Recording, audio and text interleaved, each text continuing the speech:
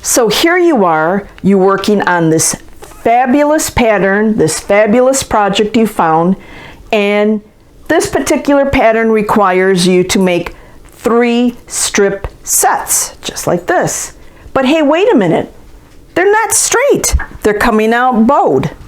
Well, let me show you how to make your strip sets not bowed. I'm Liz. We are at EMO's Creative Studio, where anything and everything you create is beautiful because you created it. Let's get going.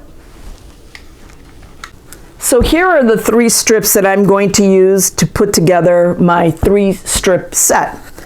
First thing I want to do is I want to make sure that these strips are the size that my pattern is calling for, which is 2.5 inches wide. So if you see, this is a 2.5 inch ruler, 1, 2.5, and if I put it right on top of the strip, it is exactly 2.5. And I'm not going to measure all the way down because I've already measured and cut off any extra pieces that I might have had. Here's another one that's 2.5. And here's my third one that is 2.5 inches wide. And this particular strip is 2.5 inches wide by WOF, or width of fabric, even though this is not actually width of fabric. I am using these strips from a Moda scrap bag, and these strips are selvage end cuts. And they were cut a little bit larger, but we can talk about that in another video. So my 3 strips are cut at 2.5 inches. The other thing I want to do is I want to make sure that my strips are pressed, not ironed. You don't want to do one of these numbers. You want to make sure that you get most, if not all, of your wrinkles and folds out. It's done on that one. Let me do it on this one.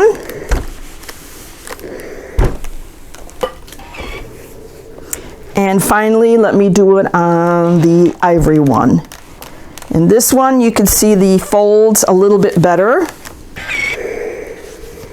Another thing that you could use to kind of keep your fabric or your strips from stretching is use some starch. I'm not a fan of starch, but I do use it every once in a while if I find that I'm using fabric that's going to be a little bit on the stretchy side. Next thing you want to do is decide how you want to put your strip set together.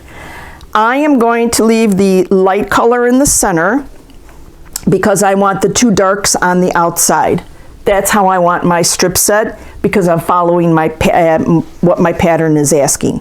So I'm going to go ahead and put 2 strips together like this, and I'm either going to pin or clip my strips together. So let's go ahead and clip my strips together because I personally am not fond of using pins because for me personally, I feel that they distort my items.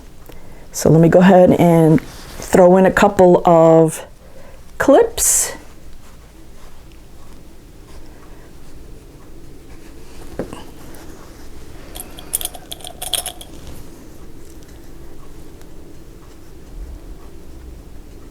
And I'll clip some more.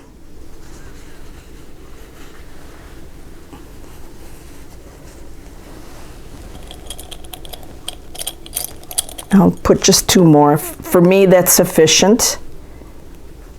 One here and one at the bottom. Please don't get upset or excited if your edges don't match at the bottom. It's just how it works out. I've never put a strip set together that the edges match on the top and on the bottom. Okay, we're going to move over to the sewing machine. So one of the more important things to remember is that your right sides need to be together. So I am leaving the blooper in, and I'm going to show you that you need to put your right sides, your pretty sides together, which I did not. I am going to go ahead and place this under my needle with the needle in the down position so that I can start right at the edge. Now I am not going to put clips in because I can control this with my fingers. So we're going to go ahead and start the stitching.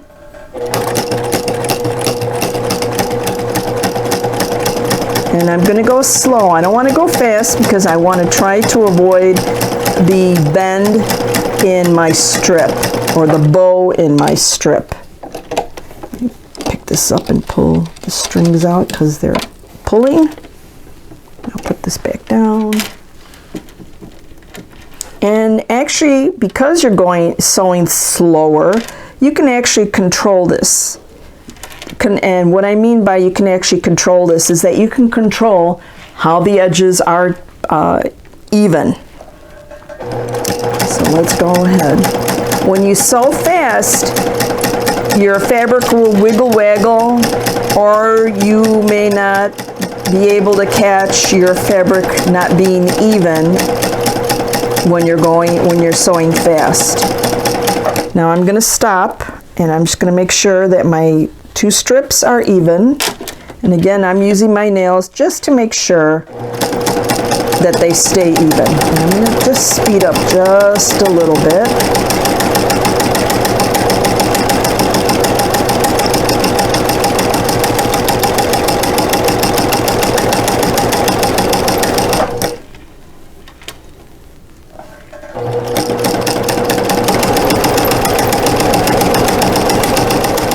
Okay, so I'm done sewing my first part of my strip set.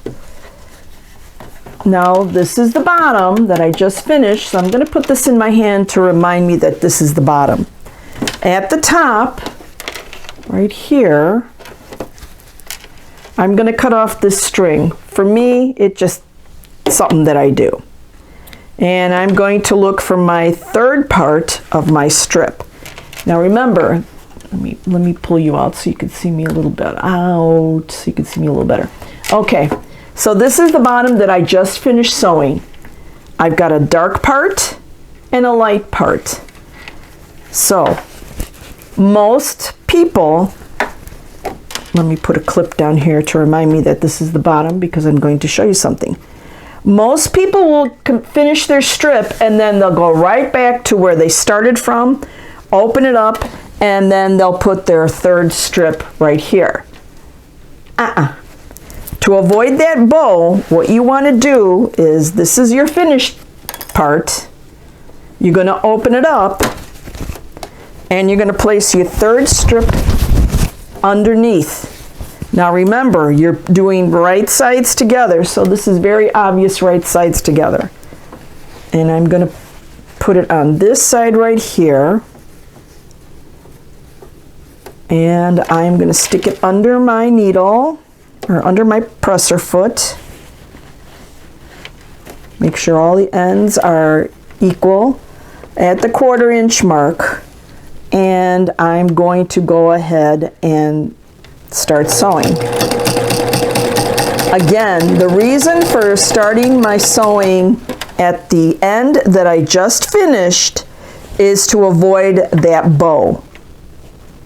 That is one of the main things that you can do to avoid that bow in your strip set. Okay. Let's do some fast forward on this, and then I'll show you what it looks like when I'm done.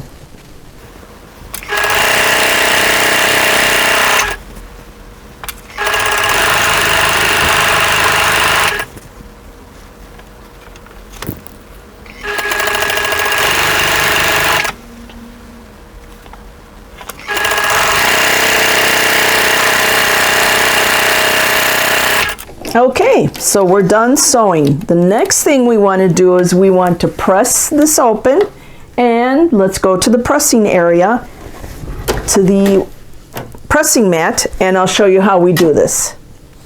As you can see, we've got our 3 strip set, a light in the center and the 2 darks on either end. Again, I'm following a specific pattern and this is what it calls for. Now, because I do not want to see the shadow of my seam allowance, I'm going to press it to the dark side. So I'm going to finger press it very quickly. And I know I'm not setting the seam, and I should. Most of the time I will set the seam. And again, setting the seam means that you're warming up the fibers so that they can bend nice for a nice crisp fold. So let me just turn my iron on, and remember, I'm not doing one of these numbers. This is ironing, this is pressing. You don't slide the iron around all over the place. You just pick it up and move it. And if you want to shoot some steam, you can. Now I'm going to do the same thing on this side. I'm pressing to the dark side. My seam allowance is going to the dark side. And here we go again. And I still have steam coming out of here.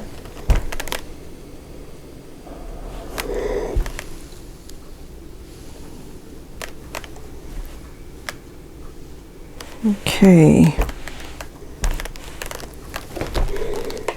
And then I'm going to go ahead and I'm going to turn this around because I have a very short workspace for my ironing right now. Again, my seams are to the dark side. And yes, sometimes you see that you'll just slide it over a little bit, but the less sliding you do, the better it is for you. You're not stretching out your fabric. Let's go ahead and finish this off.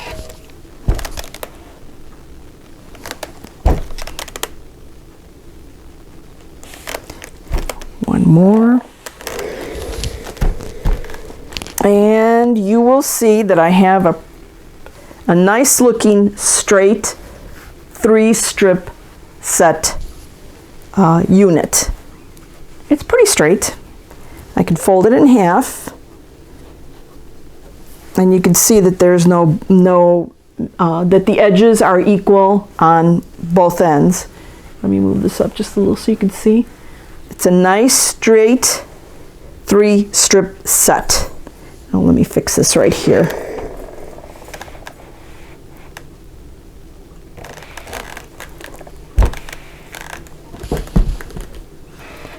And that, my friends, is how you can get a straight strip set, whether you're using 3 strips, 4 strips, 5 strips, or even 6 strips, depending on what your pattern calls for. I hope that you enjoyed this video. It was short and sweet. My name is Liz. We are at EMO's Creative Studio, where anything and everything you create is beautiful because you created it. My social media and email address will be listed down below in the description box. Please share, comment if you like. Let your friends know that you learned some more tidbits, tips for quilting. So until the next time,